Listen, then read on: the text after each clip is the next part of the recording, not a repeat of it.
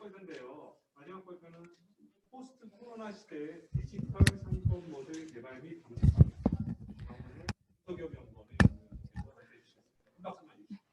안녕하세요. 중소기업연구원 정은혜입니다. 어떻게 보면 전이 지금 앞에서 발표해 주신 이정섭 박사님과 약간 맥락이 같은데요. 근데 저는 이제 소상공인 자영업단으로 한 단계 내려와서 박사님이 설명해 주신 그런 환경에서 어떻게 소상공인 자영업자들이 대응을 해나에 대한 고민에 대한 결과물이고요. 그래서 저는 포스트 코로나 시대의 디지털 상권 모델 개발 및 정책 방향에 대한 주제로 발표를 시작을 하겠습니다. 발표 순서는 연구의 배경 및 목적, 선행 연구, 분석 방법, 분석 결과, 정책 방향 순입니다. 먼저 연구의 배경입니다. 코로나19의 전 세계적 확산은 모든 산업에 큰 위기를 주고 있습니다. 특히 다사의 특징은 도소매 및 음식점의 자영업종의 좀 높은 곳에서 접촉 기피와 사회적 거리 운동으로 코로나 초기부터 큰 충격을 받아왔습니다. 여기에 사회 경제적 변화, 기술 변화, 보시면 라이프 스타일의 변화, 그 다음에 원격 문화 저변 확대, 1인 가구 확산, 그리고 저출산과 맞벌이 가구의 증가 등에 의한 사회경제적 변화, 그리고 4차 산업혁명의 이러한 과정을 거쳐오면서 나온 기술 변화에 의한 지리적 제약 해소, 수요자 공급자의 양방향 소통이 가능해지고 소비자가 원하는 맞춤형 서비스가 가능해지고 간편 결제, 안전한 거래, 실감 서비스가 가능한 이런 환경에서 비대면과 디지털 경제는 성장했고요. 이러한 디지털과 비대면 서비스 확대는 자영업 시장 구조의 관계의 변화와 체질 개선을 요구하고 있는 상황입니다. 따라서 코로나19 장기화와 비대면 서비스가 시대의 흐름으로 자리 잡고 있다면 이제 자영업이랑 소상공인도 이제 혁신은 선택이 아닌 생존의 문제가 되고 있는 상황이라고 볼 수 있습니다. 지금 소상공인과 자영업자의 대응을 보시면요. 거대 유통기업이나 빅테크 기업에 의존하면서 매출을 발생시키거나 검색 포털이나 플랫폼 업체의 수수료나 광고비를 지출을 하면서 의지하고 있는 상황입니다. 당분간은 이런 방식으로 생존을 할 수는 있을 거지만 소상공인이나 자영업자만의 차별화된 전략을 구축되지 않는다면 언젠가는 지금 프랜차이즈 모델처럼 종속이 되어서 운명을 맡길 가능성도 있다고 보여집니다. 그렇다면 소상공인 및 자영업자들이 가질 수 있는 차별화 방법은 무엇인가? 본 연구자는 아까 박사님 말씀해 주신 이러한 경험과 이거를 개개의 점포가 아닌 클러스터는 상권 단위로 접근해야 차별화 전략을 거기에 근거리라는 이 지역 소비의 근거리라는 차별화 전략으로 가야 된다고 생각을 했고요. 그래서 상권을 기반으로 소비자들이 쉽게 이용할 수 있도록 온라인 시스템을 제공함과 동시에 온리 채널 이상의 오프라인과 교류하는 지역 상권 선순환 시스템으로 차별화 방향을 모색할 필요가 있다고 보았습니다. 따라서 본 연구의 목적은 크게 두 가지인데요. 첫 번째는 소상공인 및 자영업 생태계 구조를 파악하고 이러한 구조 파악과 문헌 연구를 기반으로 디지털 상권 모델을 개발하고 정책 방향을 모색을 하는 것입니다. 자영업 생태계 구조 파악은 문헌 연구와 선행 연구를 통해서 그동안 좀 영향 요인이 있었던 변수들을 좀 마스크 좀 벗고 하겠습니다. 예, 그래서 좀 변수로 설정하여서 좀 이 여태까지 좀 단편적으로 본 쪽이 있는데 유기적으로 영향 요인이 어떻게 영향이 이날을 좀 생태계 구조에서 파악을 했고요. 여기에서 문헌 연구를 좀 보태서 어떻게 좀 모델로 가야 되는지 고민을 해봤습니다. 사실 선행 연구를 보면은 디지털 상권, 그러니까 오프라인에 어떻게 디지털을 입힐 것인가 이런 연구는 그래도 많지 않은데 그나마 좀 최근까지 이제 코로나로 인해서 최근까지 진행된 연구들을 좀 찾아봤습니다. 그리고 소상공인이 디지털화에 관련된 연구도 제가 찾아본 바에 의하면 이 정도로 있는 걸로 확인이 됐고 심리스 같은 경우에는 개념이 크게 이제 경계가 없다. 그러니까 온라인이랑 오프라인이랑 경계가 없다는 의미인데 이걸로 좀 이러한 연구들을 조금 찾아보았습니다.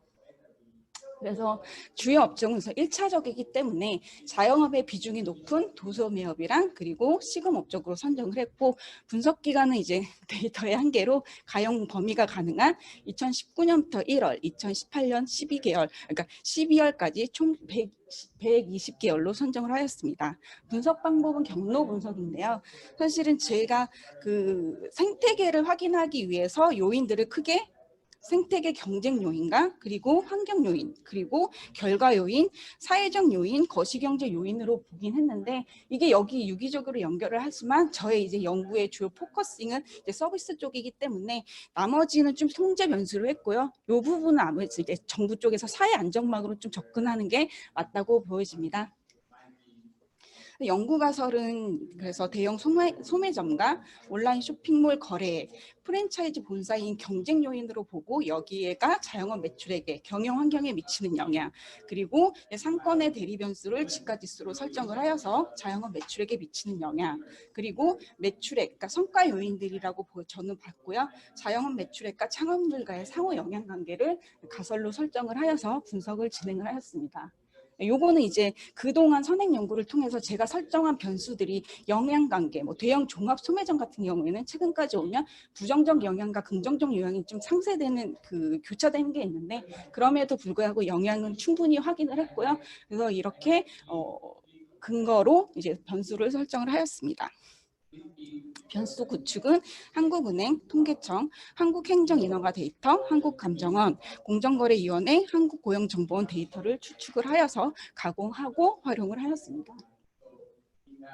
예, 기초통계 분석은 이제 이렇게 봐주시면 될 것 같고요. 그다음에 분석 결과도 뭐 증분적합지수, 절대적합지수, 감명도지수 모두 어느 정도 모형 적합도를 다 만족을 하였습니다. 구조를 큰 틀에서 진단을 해보면이 경쟁 요인인 대형 종합 소매점, 온라인 쇼핑몰 거래액, 프랜차이즈 본사 수의 내용을 보시면은 온라인으로의 2018년까지의 데이터이지만 온라인으로 유통 중심점이 이동하는 걸 확인할 수 있었고요. 그리고 오프라인만 영위하는 자영업자들의 폐업은 가속화할 것으로 보여지고 있습니다. 그리고 상권의 대리 변수인 지가지수는 자영업 매출액에 굉장히 긍정적인 영향을 있는 것으로 나왔지만은 이 부분은 이제 좀 이따가 좀 언급을 하겠지만 보이지 않는 그런 게 좀 있고, 그다음에 매출액 증가는 창업률 증가시키지만 창업의 증가는 다시 매출액을 감소시키는 우리가 일반적으로 했던 악순환의 영향을 좀 확인할 수 있었습니다. 좀 세부적으로 제가 보고 싶은 포커싱을 해서 살펴보면이 대형 소매점의 매출액의 증가는 그러니까 자영업 매출액을 오프라인 자영업 매출액을 감소를 시켰는데요. 이는 많은 선행 연구에서 밝힌 바와 같이 차별화된 가격과 편리한 서비스를 경쟁력으로 하는 대형 종합 소매점의 증가가 1990년대부터 들어와서 전체 자영업 시장, 시금업과 도소매업을 영위하는 전체 자영업 시장에서는 부정적인 영향을 미쳤다고 볼 수 있습니다. 온라인 쇼핑몰 거래액의 증가가 자영업 매출액 또한 감소시키는 영향을 나타났는데요. 온라인 쇼핑을 병행하는 일부 전체 소매 업체에는 긍정적인 영향을 주었을지는 몰라도 소매 시장 전체에 대해서는 부정적인 효과가 있었음을 확인할 수 있었고요. 프랜차이즈 본사 수 같은 경우는 유의하지 않게 나왔는데 이거는 사실은 프랜차이즈가 경험이나 노하우가 없는 사람들이 베이비 부머나 아니면 청년 창업들이 이제 자영업 시장으로 진행할 때는 물론 긍정적인 영향을 줬으나 또 전체 시장에서 보면 비프랜차이즈가 많기 때문에 좀 그들의 매출액이나 이익을 어느 정도 가져가는 영향이 있지 않았을까 해서 좀 트레이드 오프가 돼 있지 않았을까 하는 그런 추정을 할 수가 있습니다. 그리고 지가지수가 증가하는 곳에는 자영업 매출액이 증가했는데 이는 당연히 이제 지가지수가 높은 곳에 유동인구가 많고 뭐 소비력이 높은 지역일 수는 있지만은 제가 여기서 뭐 변수가 한계 때문에 고려하지는 못했지만은 분명히 임대료나 이런 비용 구조 측면에서도 힘든 면이 같이 들어가고 있기 때문에 이 부분은 좀 우리가 경계해야 되지 않나 하는 그런 생각이 듭니다. 그리고 마지막으로 자영업의 매출의 증가는 창업률을 증가시키고 앞전에 말씀드린 것 같이 창업률의 증가는 자영업의 매출을 감소시키는 건데 이거는 뭐 경영성을 악화시키는 다산다사의 구조가 전형적으로 통계적으로도 보여준다고 볼 수가 있습니다. 예, 그래서 저는 이제 크게 이러한 큰 관점에서는 아래 그림처럼 좀 자영업 시장이 정부 정책이 가야 된다고 보는데요. 저의 이제 관심사항은 이제 서비스 혁신 모델에서 좀 아래 이 점선의 바운더리 박스에서 좀 보시면 될 것 같고요. 그래서 앞으로 이러한 상황에서 28년까지의 자료였지만 지금 포스트 코로나가 왔고 유노멀 DX 상황에서 앞으로 온라인이나 O2O 플랫폼은 더 확산될 것으로 보이고 이러한 확산은 비대면 서비스를 더 확대하고 그다음에 소규모 작은 비용이 작은 단위의 창업을 경쟁시킬 것으로 예측이 되고 그다음에 자영업 폐업은 더 많이 증가하고 이거에 따른 기고커의 증가에 따른 이러한 큰 시장의 자영업 시장의 유노멀이 보여질 것으로 예측이 되고 있습니다. 따라서 본 연구자는 크게는 온라인과 오프라인의 유기적 네트워크 확대가 필요하고 그리고 디지털과 지역 상권을 결합한 서비스 발전 방안이 소상공인 및 자영업자들의 생존의 차별화 전략이라고 보고 있습니다. 그래서 제가 디지털 상권 모델을 나름대로 설계를 해봤는데요. 우선 디지털 상권 정의는 소상공인 및 자영업자들이 스마트 디바이스, 디지털 기술을 이용해 온 오프라인으로 쉽게 제품과 서비스를 전달하고 교류하는 소비자들에게 인지된 공간이라고 정의를 해보았습니다.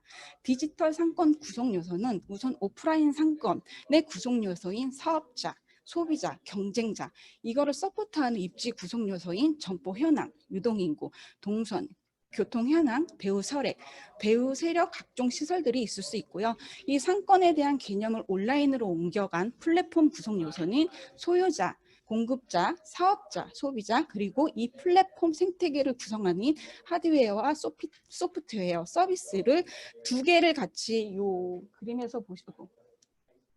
그림에서 보시는 것처럼 이렇게 연계하는 상품과 서비스, 사람이 연계하는 모델로 저는 구상을 했고요. 여기에 체험과 경험 그리고 공유와 구독 모델이 잘 서비스가 설계된다면은 이 1차적인 싱글 채널, 멀티 채널, 그다음에 크로스 채널, 옴니 채널을 넘어서 이 지역 상권 모델, 그러니까 내가 앞에서 실시간으로 오프라인 갔다가 온라인으로 할 수 있는 이러한 네트워크 연결이 된다면은 상호작용할 수 있는 서비스 생태계가 구축될 것으로 보여집니다.